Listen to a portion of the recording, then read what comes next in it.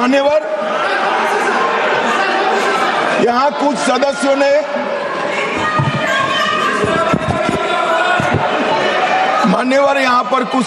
ने मैं बताता हूं भाई साहब, मान्यवर, यहां पर कुछ सदस्यों ने दूसरी भ्रांति फैलाई कि मुस्लिम महिलाओं को भी आरक्षण मिले।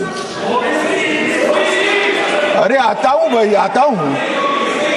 पहले अखिलेश बैठे हैं तो पहले उनकी बात करूं ना। पहली बेंच पर बैठे देखो। मान्यवर,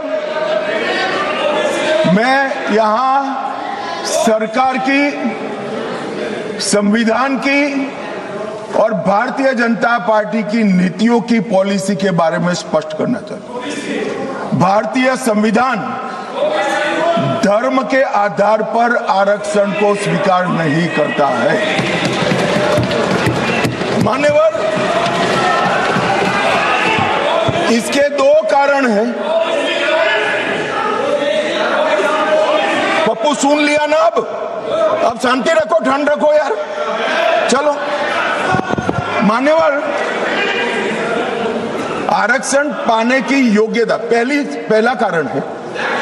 आरक्षण पाने की योग्यता ऐसी नहीं होनी चाहिए जिसको कोई प्राप्त कर सके।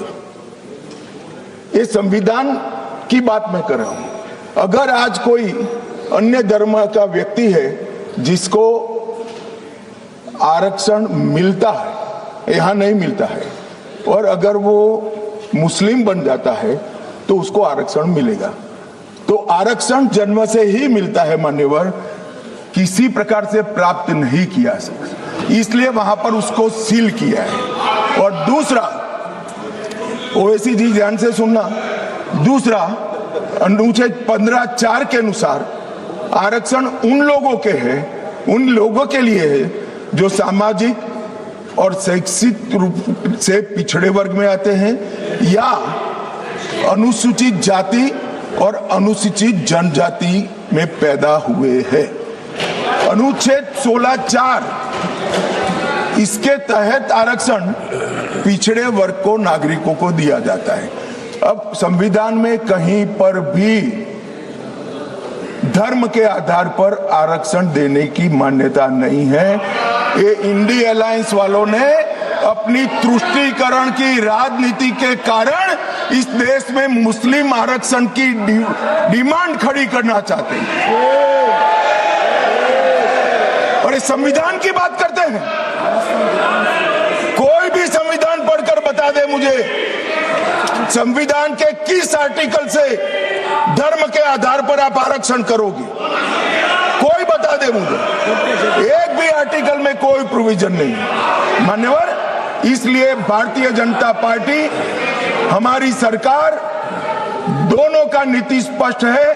जो संविधान सम्मत नहीं है वो धर्म के आधार पर आरक्षण हम ना भी देंगे, ना कभी किसी को देने देंगे।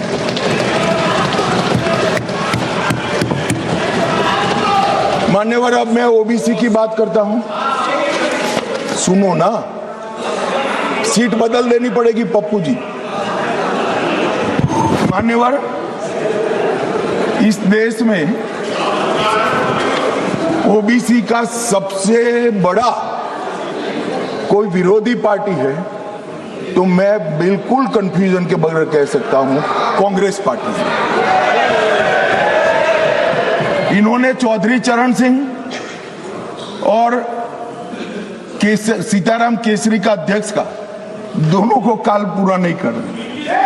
1957 में, ध्यान से सुनना, अखिलेश जी कहां बैठे हो आपको मालूम होना चाहिए। 1957 में काका साहेब कालेलकर समिति के सुझाव आए जो ओबीसी को आरक्षण देते थे। उन्होंने काका साहब कालेलकर समिति के पूरे सुझावों को ठंडे बस्ते में डाल दिया। 1980 में, ये जवाहरलाल जी थे, 1980 में इंदिरा जी आई, मंडल आयोग का सुझाव आया और मंडल आयोग के सुझाव को इंदिरा जी ने ठंडे बस्ते में डाल दिया। 90 में जब बीपी सिंह आए तब वो मंडल आयोग का इम्प्लीमेंटेशन लेकर आए और उस वक्त मान्यवर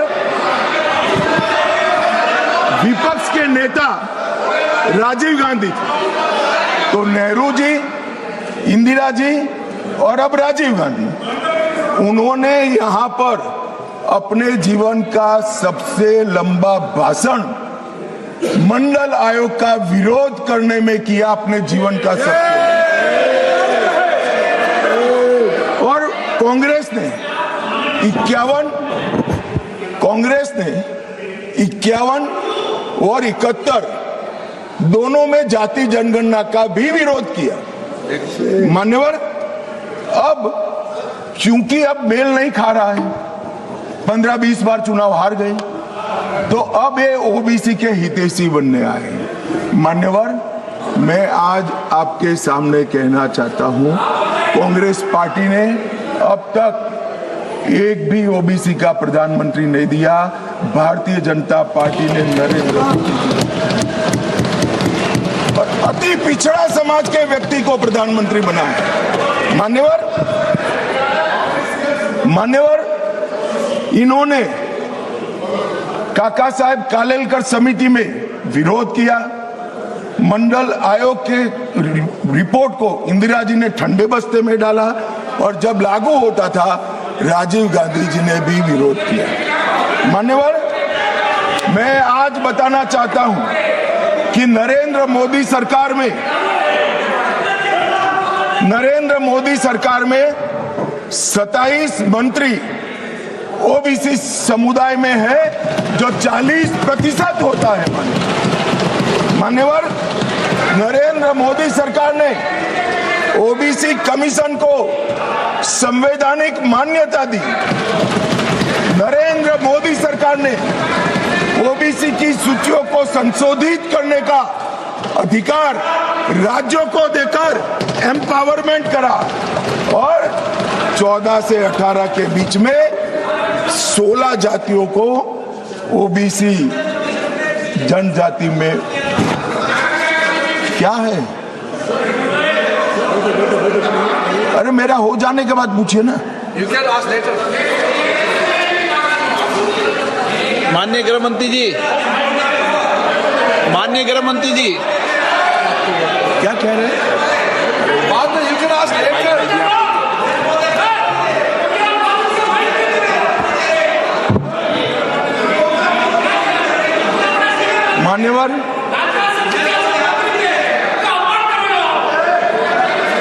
मान्यवर, और जाति जनगणना चल रही है। जाति जनगणना का रिपोर्ट भी जाति के साथ ही आएगा। इस पर सदन विचार करेगा और जब विचार करेगा, जो सामूहिक मन बनेगा, भारतीय जनता पार्टी की सरकार इसके साथ आगे बढ़ेगी। इसमें किसी को संशय रखने। मान्यवर, उनके लिए चुनाव जीतना सर्वोपरि है, हमारे लिए राष्ट्र सर्वोपरि है और राष्ट्र की जनता सर्वोपरि। राष्ट्र की जनता का प्रतिनिधित्व और इसकी भागीदारी का हित सबसे जरूरी है और संविधान को लागू करने के लिए जवाबदेही, पारदर्शिता और समान अवसर और न्याय की रक्षा, ये हमारे लिए बेहद जरूरी है। मान्यवर, इसलिए मैं इन लोगों को कहता हूं, कांग्रेस के मित्रों को विशेष कर कि सिर्फ भाषण में नारे लगाने से इस देश का पिछड़ा वर्ग आपको हितैषी नहीं मानेगा। 1947 से लेकर 2014 तक आप ओबीसी का विरोध करते रहे। जब ओबीसी के बगैर सत्ता नहीं मिलेगी, इसका परिचय आ गया। प्रधानमंत्री भारतीय जनता पार्टी ने ओबीसी बनाया, तब आप ओबीसी की माला जप रहे हो। मान्यवर, ये दिखावटी प्रेम जो है वो इस देश का पिछड़ा भी जानता है और पूरे देश की जनता भी जानती है। और आज से देश की महिला भी जानेगी कि हमारा अधिकार कांग्रेस पार्टी ने छीना।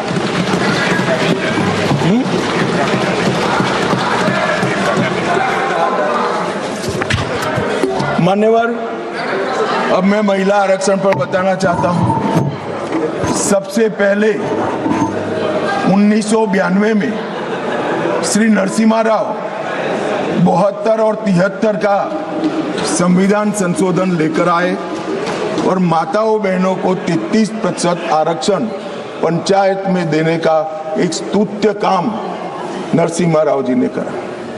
नरसिम्हा राव जी कांग्रेस के प्रधानमंत्री थे, मगर कांग्रेस ने कभी उनको स्वीकार नहीं किया कि वो हमारे प्रधानमंत्री। वहां तक मान्यवर संस्कार में किसी को जाने नहीं दिया था। इसके बाद 96 में देवगौड़ा जी प्रधानमंत्री बने और 81वां संशोधन विधेयक सितंबर 1996 में यहां पर रखा गया। वहां कुछ पार्टियों ने विरोध किया, मैं कहना नहीं चाहता हूं, मगर सब उछल पड़ेंगे और एक कमेटी बनी, गीता मुखर्जी कमेटी।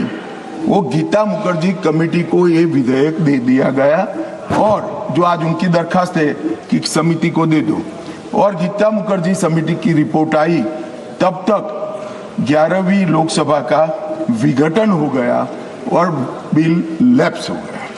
फिर 98 में 84वां संशोधन आया। कुछ पार्टियों ने फिर से, पार्टियां बदली नहीं है, वही पार्टियां विरोध करती रही। वो विरोध किया, बिल को सदन में प्रस्तुत करने की जैसी स्थिति भी नहीं रही और 12वीं लोकसभा के विघटन पर वो बिल लैप्स हो गया। मान्यवर, 99 से 2003 में 85वां संविधान संशोधन विधेयक आया, फिर से उसी पार्टियों ने विरोध किया और बिल लैप्स हो गया। 8 से 14 में 108 का संविधान संशोधन विधेयक मनमोहन सिंह जी लेकर आए और राज्यसभा में प्रस्तुत किया। राज्यसभा में बिल पारित भी हुआ, मगर लोकसभा का दरवाजा कभी वो बिल ने देखा नहीं। मान्यवर, और किसने विरोध किया? उसी लोगों ने विरोध किया।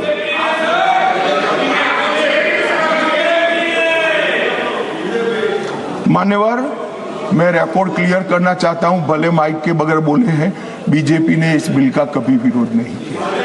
ये रिकॉर्ड में क्लियर करना चाहता हूं। मान्यवर, जब ये लोकसभा में आया तब सरकार को समर्थन देने वाली पार्टियों ने इसका विरोध किया। मानो अभी कांग्रेस पार्टी कर रही तो हम नहीं समझा सकते, मगर भला लल्लन सिंह जी कैसे विरोध करेंगे?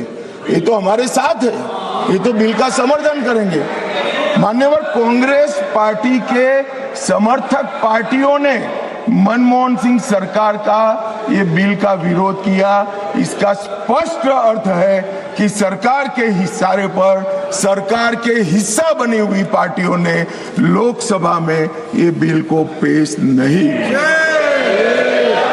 और 2023 में मोदी जी जानबूझकर 2023 में विधेयक लाए।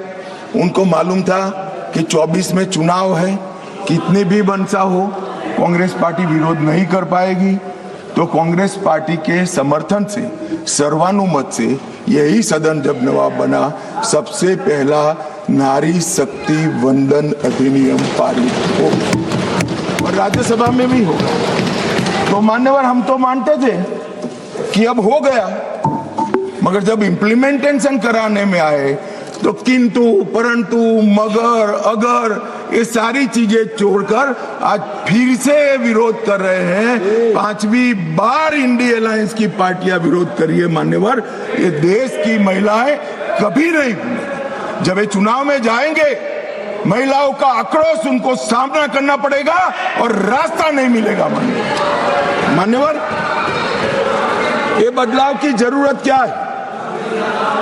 पहली लोकसभा में 22 महिला सदस्य चुनकर आए, छठी में 19 आए, 8वीं में 44 आए, 14वीं में 51 आए, 17वीं में रिकॉर्ड 78 महिला सदस्य चुनकर आए और 18वीं में रैंक 75 महिला सदस्य चुनकर आए। मान्यवर, ये आंकड़े जो है वो हमारी माताओं बहनों की राजनीति में हिस्सेदारी लेने की उत्सुकता को प्रदर्शित करते हैं। यहाँ पर महिला सांसदों ने, आपने कई बार मौका भी दिया, आज भी दिया, बहुत अच्छा प्रदर्शन किया। बिल के विषय पर बोलकर, जो विषय पर चर्चा हो इस पर बोलकर बहुत अच्छा प्रदर्शन किया है। मान्यवर, हमने लेटर एंड स्पिरिट में ये महिला आरक्षण का, विमेन लेड डेवलपमेंट का हमने अनुसरण किया है। प्रधानमंत्री जी के पहले मंत्रिमंडल में 10 महिलाएं थी और ये कह रहे थे अखिलेश जी कि आपने सिर्फ एक ही मुख्यमंत्री दिया है। हमारे यहाँ सुषमा स्वराज जी दिल्ली की पहली मुख्यमंत्री बनी, उमा भारती जी मध्य प्रदेश की पहली मुख्यमंत्री बनी, वसुंधरा राजे जी राजस्थान की पहली मुख्यमंत्री बनी, आनंदीबेन पटेल गुजरात की पहली मुख्यमंत्री। मान्यवर, एक बात पर मैं ध्यान दिलाना चाहता हूँ, ये सब जगह भाजपा की महिला नेत्रियां पहली, हाँ अभी है, मगर ये तो पहली बार बनी। ये पहली बार बनी, इसका मतलब क्या है? 70 साल में कांग्रेस ने कभी उन राज्यों में महिला मुख्यमंत्री को जगह नहीं दी।